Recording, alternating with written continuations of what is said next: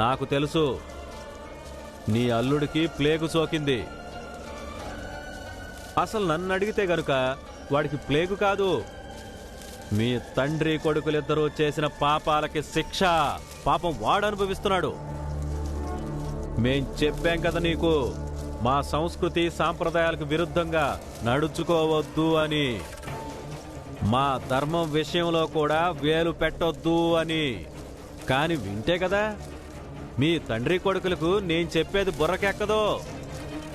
ఇప్పుడు అనుభవించండి. నానా, రైలు బండికి వేళవుతుంది, త్వరగా పదా. వెళ్ళండి వెళ్ళండి వెళ్ళండి. అక్కడ వాడు చచ్చాడంటే అప్పుడు కూతురికి తండ్రి తమ్ముడు అవసరం కదా. వెళ్ళండి వెళ్ళండి వెళ్ళండి వెళ్ళండి. దూరంగా జరగండి, దూరంగా జరగండి. సేట్ గారు, ఇలా మీరు మాత్రమే చేయగలుగుతారు. ఎందుకంటే మీకు అనుబంధాలకి అర్థం తెలియదు, జీవితానికి అర్థం తెలియదు. అందుకే నువ్వు ఇది కూడా మర్చిపోయావు. ధ్రువ ఇప్పుడు అదే బొంబాయిలో ఉన్నాడు. అక్కడే అన్నిటికన్నా ఎక్కువ ప్లేగు వ్యాపించింది. నేనైతే నా అల్లుడు క్షేమం కోసం ఎంతగా ప్రార్థిస్తున్నానో అంతే సమానంగా నేను ధ్రువ కోసం ప్రార్థిస్తున్నాను. ఈ విషయం నీకు ఎప్పటికీ అర్థం అవుతులే. రా బాబు.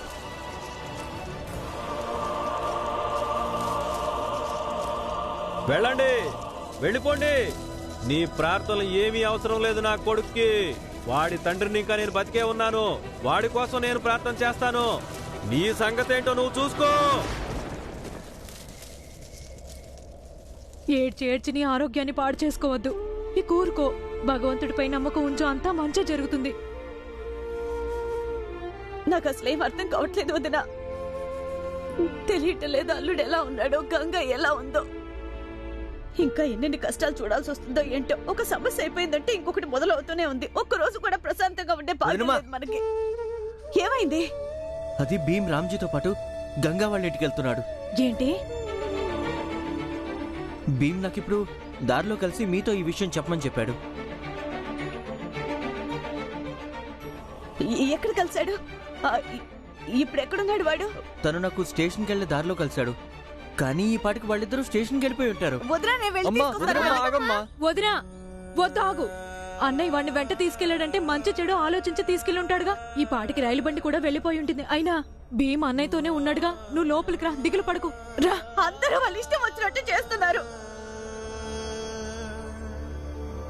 నా మాట అంటే ఎవరికి లెక్కలేదు. అదే నేను వస్తానని ఈయన అడిగితే వద్దు వద్దు, నువ్వు ఇక్కడే ఉండి ఇంటిని పిల్లల్ని చూసుకో అన్నారు కదా. ఇప్పుడు చూడు, ఇప్పుడంత అంత చిన్న పిల్లాన్ని తీసుకొని వెళ్లారు. అది అసలే అంటు వ్యాధి. అంత చిన్న పిల్లాన్ని అలా ఎలా తీసుకెళ్తారు ఆయన? భీమా,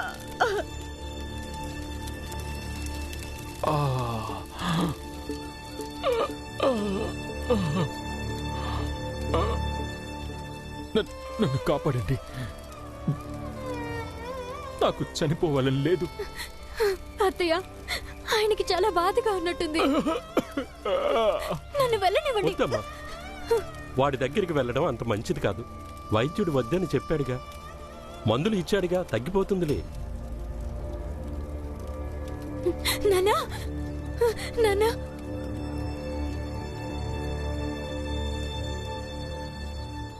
తనకి ఇలా అయితే తగ్గదు. చూడండి, తనని వెంటనే హాస్పిటల్కి తీసుకువెళ్ళాలి. నాటు మందుల వల్ల ఈ వ్యాధి తగ్గదు. చూడండి, అందరూ చెప్పారు ఆ వైద్యుడు నయం చేస్తాడని. కొంచెం బాధగా ఉంటుంది కానీ నెమ్మదిగా తగ్గిపోతుందంట. ఇప్పటికే చాలా ఆలస్యం అయిపోయింది. అంటే వైద్యుడు చెప్పింది అంత అబద్ధమా? లేదు, ఈ వ్యాధి ఇక్కడ వైద్యుడి మందులకి తగ్గదు బావగారు. నేను మీకు దండం పెడతాను. పదండి, అల్లుడిని హాస్పిటల్కి తీసుకెళ్దాం.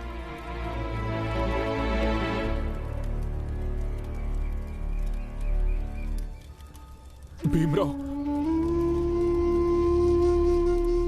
నువ్వు రావడం మంచిదైంది. ఆఖరి గడియల్లో నిజం చెప్పాలి అంటుంటారు. మనసులో భారం దిగిపోతుందని. మీరు అలా ఎందుకు అంటున్నారు? మీరు ఇప్పుడు ప్రశాంతంగా ఉండండి, మీకు ఏమీ అవ్వదు. ఆ! నేను బ్రతికే అవకాశం లేదు భీమరావు. నా శరీరం మీద ముళ్ళతో గుచ్చుతున్నట్టుంది. నాకిప్పుడు ఎక్కువ సమయం లేదు. అందుకే నేను చెప్పేది విను భీమరావు. నేను నీ మీద ఈర్ష్య పడేవాణ్ణి. ఎందుకంటే నువ్వు ఇంత చిన్న వయసులోనే అంత గొప్పగా ఎలా ఆలోచించేవాడివా అని. అందుకే మాటి మాటికి నీతో విభేదించేవాడిని. ఎందుకంటే నిన్ను కించపరచొచ్చని. ఇప్పుడు ఇవన్నీ ఎందుకు చెప్తున్నారు బావగారు? మీకు ఏమీ అవ్వదు బావా.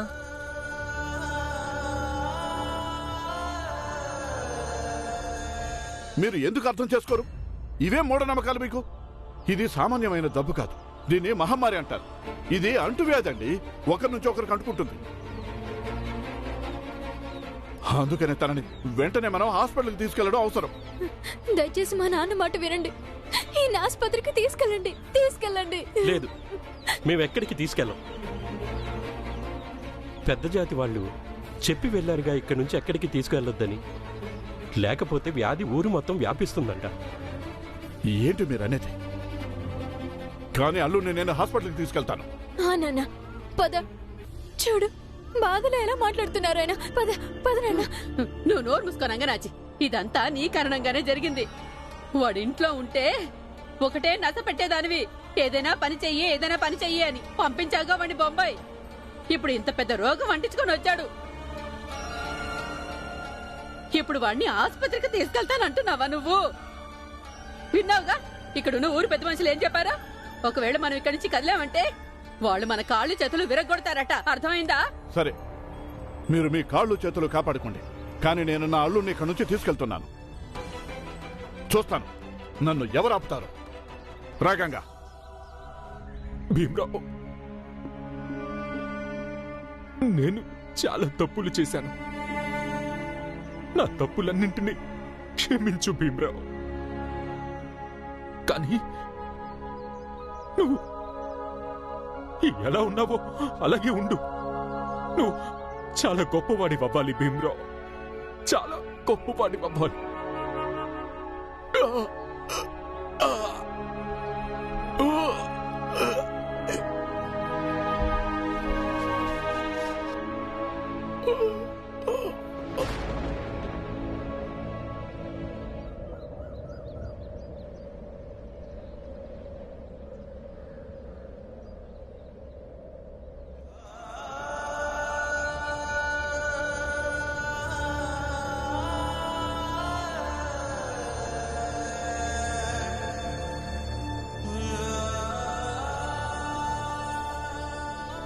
ఏమైంది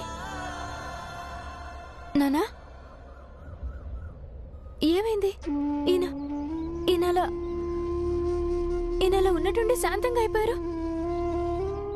ఇప్పటిదాకా మాట్లాడుతున్నారుగా. ఏమైంది నానా? ఏమైంది? వదులు వదులు నానా.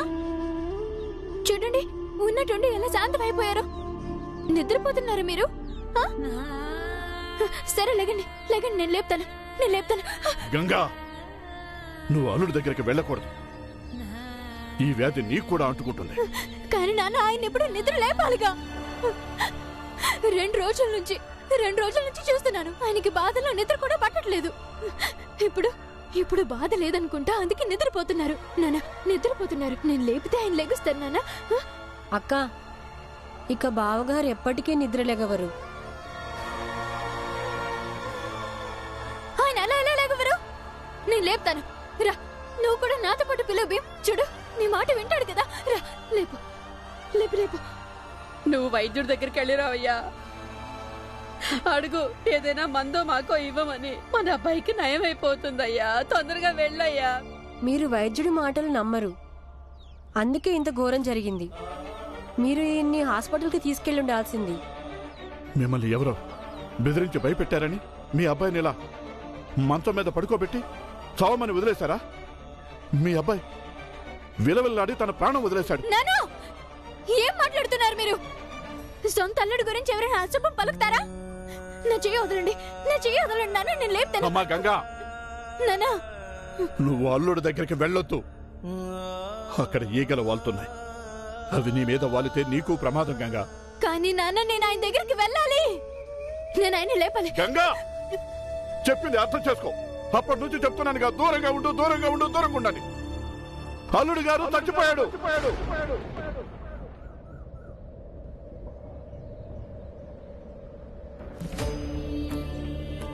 అల్లుడి గారు చచ్చిపోయాడు. ఇక తను ఎప్పటికీ లేవడమ్మా, ఎప్పటికీ మాట్లాడు. నువ్వు ఇప్పుడు ఆయన దగ్గరికి వెళ్ళడం మంచిది కాదు గంగా. ఎందుకంటే ఆయన మరణం సహజమైన మరణం కాదు. తను ప్లేగుతో చచ్చిపోయాడు.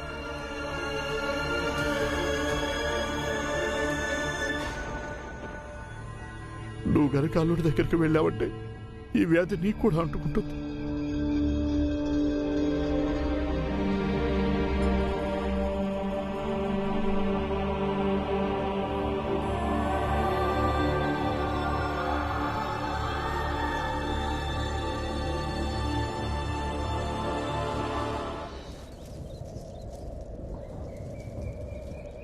గంగా, గంగా, నిన్ను నువ్వు సంభాలించుకో. గంగా, గంగా, అమ్మ గంగా, గంగా సంభాలించుకో తల్లి.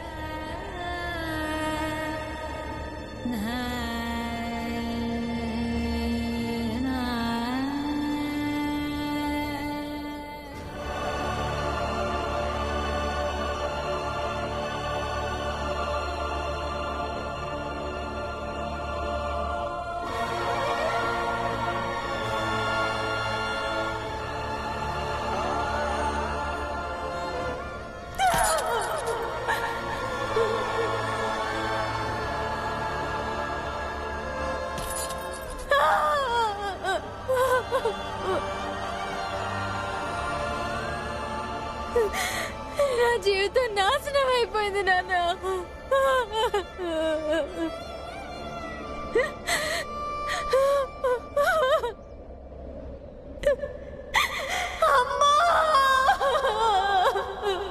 గంగా, వదినా, ఏంటి ఏమైంది? ఏమైంది? గంగా,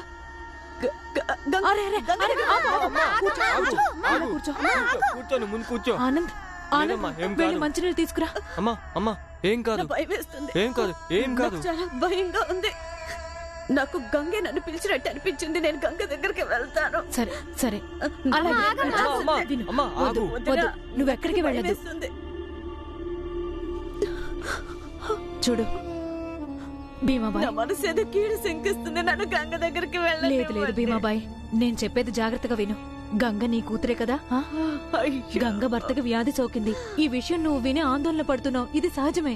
కానీ కానీ ఇప్పుడు అన్నయ్య వెళ్ళాడుగా, అంతా ఆయన చూసుకుంటాడులే. ఏమీ చెడు జరగనివ్వడు. గంగకైతే చెడు ఏమీ అవ్వదు, ఏమీ లేదమ్మా, అవ్వదు. ఏం కాదు. గంగకి చెడు జరగదు కదా. ఏం కాదమ్మా.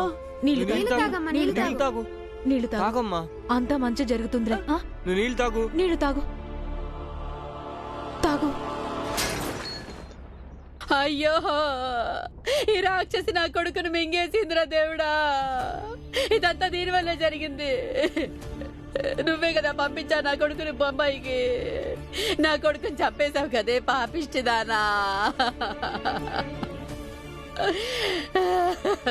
దరిద్రం దానివే నువ్వు, దరిద్రం దానివి. నీ పాదం మంచిది కాదే, దరిద్రపు దానా. అయ్యో నా బిడ్డ.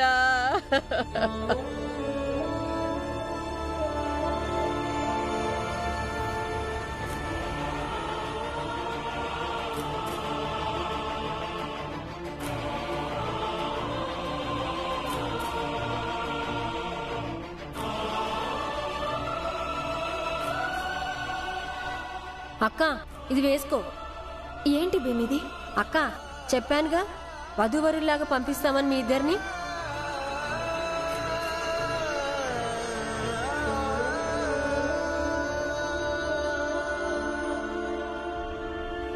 అక్క, నువ్వు ఒంటరి దానివి కాదు.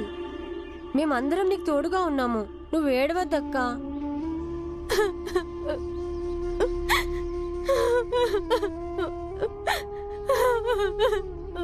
అక్క ఏడవద్దు. చూడండి, ఈ సమయంలో నాకు అర్థం కావడం లేదు. ఏం చెప్పాలో ఎలా చెప్పాలో. ఇలాంటి పరిస్థితిలో చనిపోయాడు కాబట్టి దహన సంస్కారాలు త్వరగా ఇంకా జాగ్రత్తగా చేయాల్సి ఉంటుంది. అప్పుడే మిగతా వాళ్ళు సురక్షితంగా ఉంటారు. అరే ఇప్పుడు ఇంకా ఏం మిగిలింది? అదిగో అదుందే నీ కూతురు నా కొడుకుని మింగేసింది.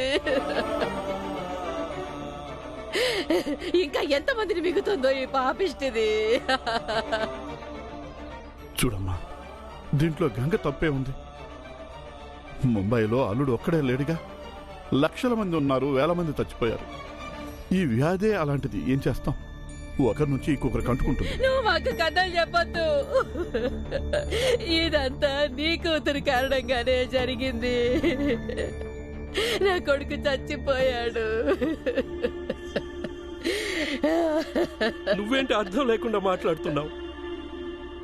చూడండి, ఈ మాట్లాడుకోవడానికి మనకి చాలా సమయం ఉంది. ఇప్పుడు ఇది ఆలోచించాలి. మనం దహన సంస్కారాలు తొందరగా ఎలా చేయాలో, లేకపోతే ఈ వ్యాధి ఇతరులకు అంటుకుంటుంది.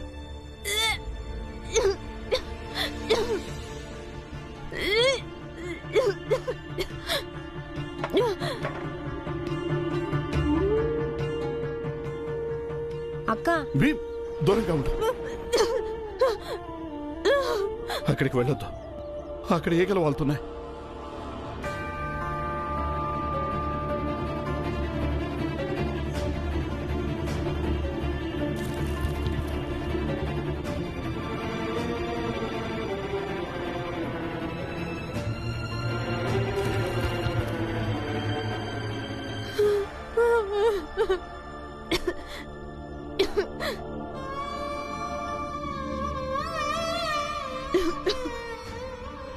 గంగా గంగ కూడా ప్లేగ్ సోకింది. తల్లి, మనం వెంటనే హాస్పిటల్కి వెళ్ళాలి. తల్లి, హాస్పిటల్ ఎంత దూరంలో ఉంది? ఇక్కడికి కొద్ది దూరమే, కానీ ఆ పెద్ద జాతి వాళ్ళు వెళ్ళనివ్వరు. మమ్మల్ని కూడా వెళ్ళనివ్వరు. చూస్తాము, మమ్మల్ని ఎవరు ఆపుతారు? నాన్న, పద హాస్పిటల్కి వెళ్దాం. దూరం గుండు భీమ్. వద్దు వద్దు నాన్న, నేను ఎక్కడికి రాను. అక్క, ఇప్పుడు ఆయనే లేనప్పుడు నేను బ్రతికి ఏం చేయను నాన్న. నేను కూడా ఈ రోగంతోనే చచ్చిపోతాను. నేను ఆసుపత్రికి రాను. అక్క, నువ్వలా మాట్లాడద్దు. భీమ్ బాబు, నువ్వు దగ్గరకు వెళ్ళొద్దు. 3 గొంగళ్ళు ఇస్తారా?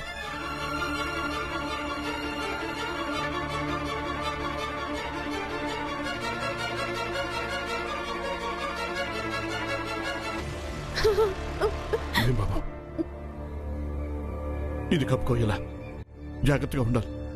ఇప్పుడు దోమలు కొట్టకూడదు, ఇంకా శరీరం మీద ఈగలు వాలకూడదు.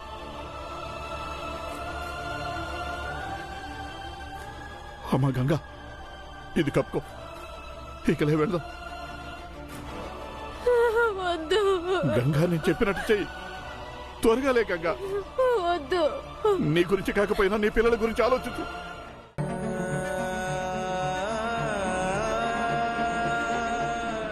మీరు దహన సంస్కారాలకి ఈ ఏర్పాట్లు చేయండి. నేను గంగని హాస్పిటల్కి తీసుకెళ్తాను. ఇవ్వండి నాన్న. లేకపోతే ఈ వ్యాధి ఇంకా పెరిగిపోతుంది.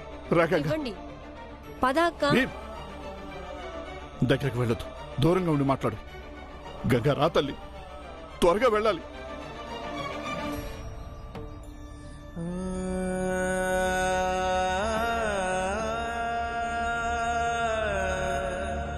పద పద. అక్క,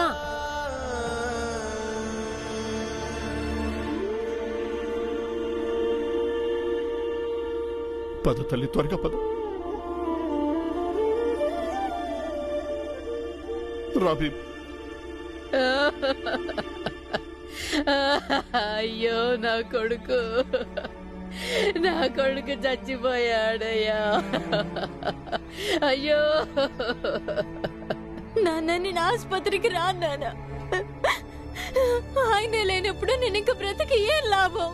పిచ్చి మాటలు మాట్లాడదు. నీకు పిల్లలున్నారు. వాళ్ళని అనాథాలు చేస్తావా నువ్వు నయం చేసుకుని తీరాలి, తెలిసిందా? రండి గబగబ రండి. హాస్పిటల్కి చాలా దూరంలో ఉంది, తొందరగా నడవండి. ఆగండి, నువ్వు ఈమెను హాస్పిటల్ తీసుకెళ్ళడానికి వీల్లేదు. చూడండి, ఇది ఒకరి ప్రాణ సమస్య. ఒక మనిషి ప్రాణాల కోసం మేము మొత్తం గ్రామస్తుల ప్రాణాలని ప్రమాదంలో పెట్టలేం. అందుకే మా గ్రామస్తులు మమ్మల్ని ఇక్కడ కాపలా పెట్టారు. ఇప్పుడు వీళ్ళ ఇంట్లో వ్యక్తులు ఎవరిని ఈ దారి గుండా హాస్పిటల్కి వెళ్ళనిచ్చేదే లేదు. వీళ్ళు చచ్చినా బ్రతికినా వాళ్ళ ఇంట్లోనే చావాలి. అసలైతే ఈ రోగాన్ని మొగుడే బొంబాయి నుంచి అంటించుకొని వచ్చాడు. చూడండి, ఎవరైతే తీసుకొచ్చారో ఆయన చనిపోయాడు. ఇప్పుడు మిగతా వాళ్ళని రక్షించడం మనందరి ధర్మం. ఇప్పుడు ఇంట్లో వాళ్ళకి వచ్చిందంటే ఇక మిగిలిన గ్రామస్తులకు కూడా సోకుతుంది. చూడండి, ఈ వ్యాధి ఎవరో ఒక వ్యక్తి వల్ల వ్యాపించదు. ఈగలు, దోమలు, క్రిములు ఇవి ఒక చోట నుంచి ఒక చోటుకు వెళ్తూ ఉంటాయి. వాటి వల్ల ఇది వ్యాపిస్తుంది. చూడండి, ఇవన్నీ మాకు తెలియదు. మాకు తెలిసిందల్లా ఒక్కటే, వీళ్ళ ఇంటి మనుషులు ఎవరు బయటికి రావడానికి వీల్లేదంతే. తెలిసిందా? మేము మా అక్కని ఇక్కడి నుంచి తీసుకెళ్తాము. మమ్మల్ని ఆపే అధికారం మీకెవరికీ లేదు. మేము ఇద్దరం, మీరు ఒక్కరు. మేము ఇప్పుడు ఇది చూస్తాం. మీరు ఆసుపత్రికి ఎలా వెళ్తారో మేము ఇక్కడే మా అధికారాన్ని చూపిస్తాం.